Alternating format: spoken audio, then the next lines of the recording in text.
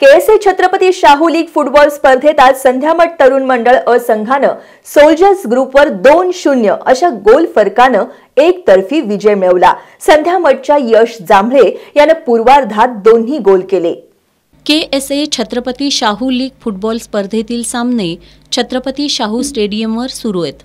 आज दुपारच्या सत्रात संध्यामठ तरुण मंडळ अ आणि सोल्जर्स ग्रुप यांच्यात लढत झाली। पूर्वार्धात संध्यामठकडून खोलवर चढाया झाल्या। संध्यामठचं यश जांभळे यानं 6व्या मिनिटाला मैदानी गोल करून संघाला 1-0 अशी आघाडी मिळवून दिली। पाठोपाठ 8व्या मिनिटाला जांभळे यानं वैयक्तिक आणि संघासाठी दुसरा गोल केला। मध्यंतरापर्यंत संध्यामठचा संघ 2-0 अशा गोल फरकानं आघाडीवर राहिला। उत्तरार्धातही संध्यामठकडून झालेल्या जोरदार चढाया सोल्जर्सच्या खेळाडूंनी रोखल्या। संपूर्ण वेळेत सोल्जर्स ग्रुपला संध्यामठच्या संघाच्या गोलची बरोबरी साधता आली नसल्यानं संध्यामठ संघानं हा सामना 2-0 अशा गोल फरकानं एकतर्फी जिंकला। समन्वयाच्या अभावामुळे हा सामना गमवावा लागल्याचं सोल्जर्सचा खेळाडू मृणाल माने यानं सांगितलं। आजच्या मॅचमध्ये म्हणजे दोन्ही टीमा चांगल्या खेळल्या। पूर्वार्धात खेळताना टीमी दोन्ही पण चढाया करून खेळल्या। त्यानंतर त्यावेळी गोल फरक 2-0 असा होता। त्यानंतर उत्तरार्धात जी खेळाडू खेळले त्यानंतर ते सगळे बेस्टच खेळले आणि यावेळी जरा आमच्या परफॉर्मन्स जरा हे झाला। आता पुढच्या मॅचला आम्ही परफॉर्मन्स चांगला देऊ।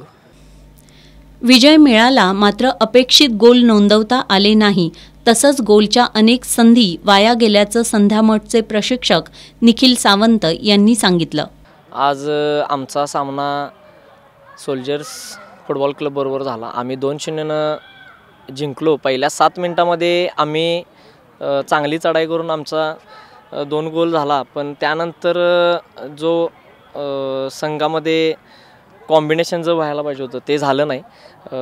आमचे भरपूर कमीत कमी 5 ते 6 गोल होणं अपेक्षित होतं, पण त्या झाल्या नाहीत, कारण तसे फिनिश आमच्या फॉरवर्डने केले नाहीत। पण टीम ओव्हरऑल तशी खूप चांगली खेळली।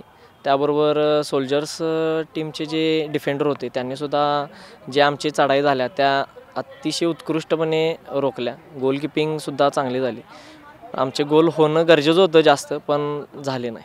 या सामन्यात पंच म्हणून सुमित जाधव, राहुल तिवले, शहाजी शिंदे, गजानन मनगुतकर यांनी काम पाहिलं। उद्या शनिवारी दुपारच्या सत्रातील पहिला सामना उत्तरेश्वर प्रसादिक वाघाची तालीम मंडळ विरुद्ध पाटाकडील तालीम मंडळ ब यांच्यात सामना होईल। तर सायंकाळी 4 वाजता बालगोपाल तालीम मंडळ विरुद्ध फुलेवाडी फुटबॉल क्रीडा मंडळ यांच्यात लढत होणार आहे।